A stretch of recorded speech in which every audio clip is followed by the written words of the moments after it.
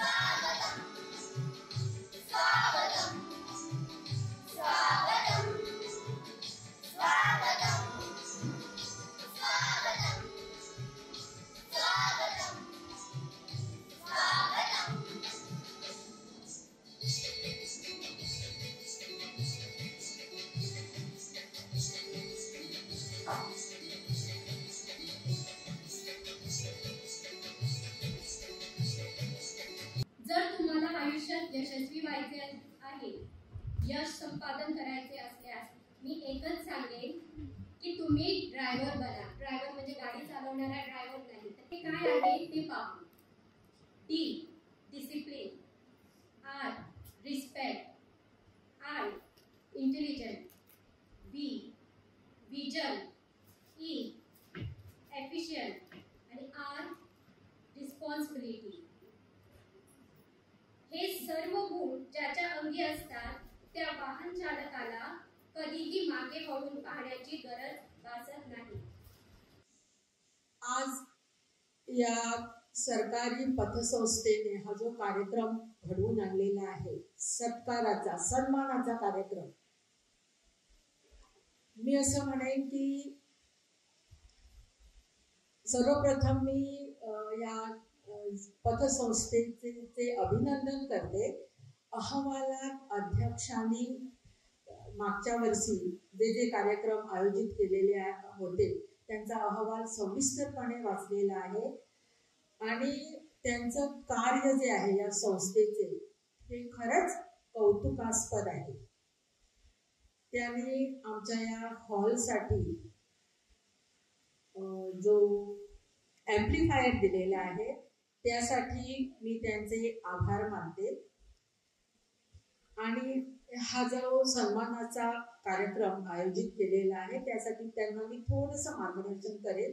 सर्वप्रथम जे आपले 5 शिक्षक ज्यांचा इथे निवृत्त शिक्षक ज्यांचा इथे सन्मान झालेला आहे, मी असं म्हणेन की हे शिक्षक 5ही शिक्षक हिरे होते आणि त्यांच्या निवृत्तीने पेडणे तालुक्यात एक पोकळी निर्माण झालेली आहे.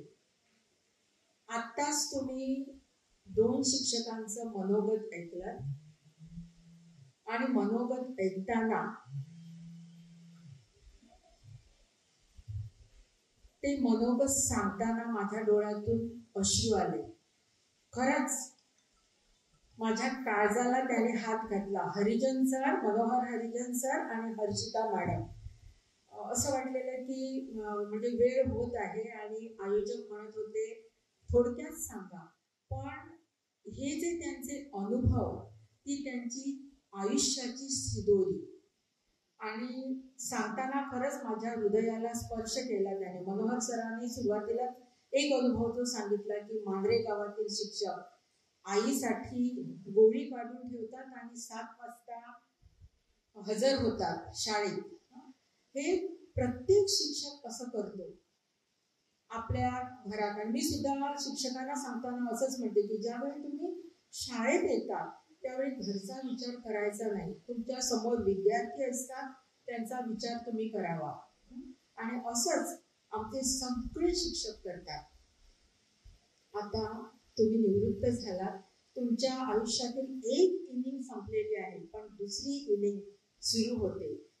विद्यार्थी तुम्ही हजारो विद्यार्थी घडवले तुमच्या या शिक्षकी पेशात असताना, पण आता यापुढे तुम्हाला तुमची गरज समाजाला आहे. तुम्ही बघतात समाजात कित्येक युवा पिढीला खरं तर तुमची गरज आहे.